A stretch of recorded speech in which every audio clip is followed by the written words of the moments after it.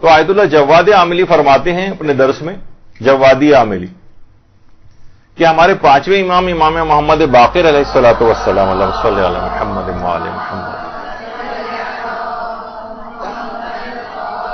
سے ایک روایت ہے جو کہ اصول کافی کی تیسری جلد کے اندر بیان ہوئی ہے کہ جس وقت کوئی بھی شخص مرے گا اور وہ قبر میں اتارا جائے گا،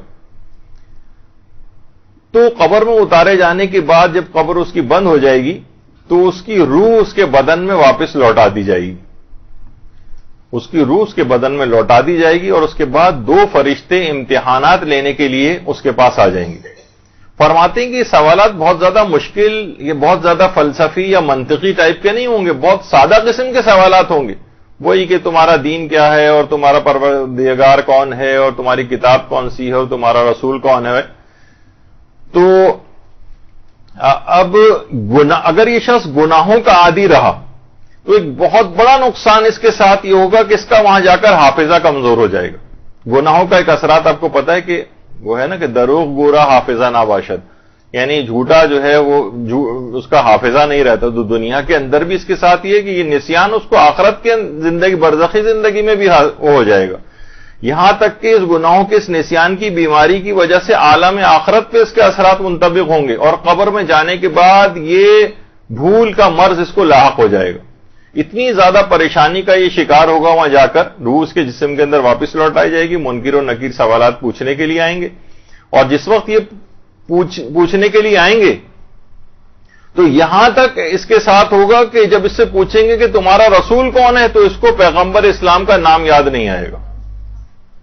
نام ہی یاد نہیں آئے گا، یہ حیران، پریشان اور سرگرداں ہو جائے گا۔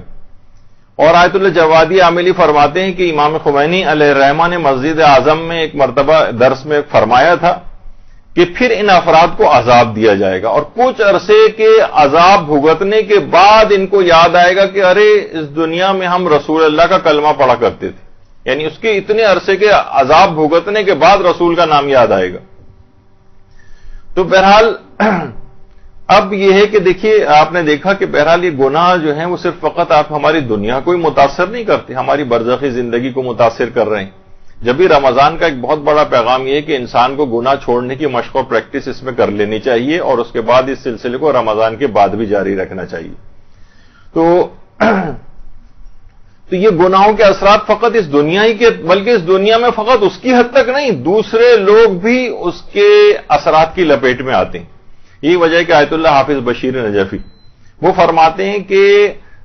وہ بعض اوقات یہ ہوتا ہے کہ گناہ یہ خود کرتا ہے لیکن پوری کائنات کا مجرم ہو جاتا ہے، کیونکہ بہت سے گناہ ایسے ہیں جو صرف فقط اسی کو متاثر نہیں کرتے، کائنات کو بھی متاثر کرتے ہیں۔ بعض گناہوں کے باعث آسمان سے بارشیں برسنا بند ہو جاتی ہیں، لوگ کتنی پریشانی کا شکار ہوتے ہیں۔ بہت سے گناہ ایسے ہیں کہ جن سے بیماریاں جنم لیتی ہیں اور دوسرے لوگ بھی ان بیماریوں کا شکار ہوتے ہیں۔ بہت سے گناہ ایسے ہیں جس سے فقر اور غربت میں اضافہ ہوتا ہے، اس سے اس کے اپنے خاندان والے، اپنے گھر والے وہ سخت پریشان ہو جاتے ہیں۔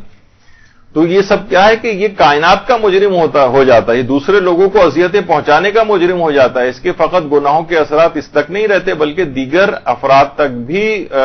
اس کے گناہوں کے اثرات پہنچتے ہیں۔ برحمتك يا ارحم الراحمين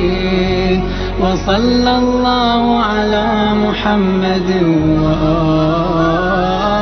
الطاهرين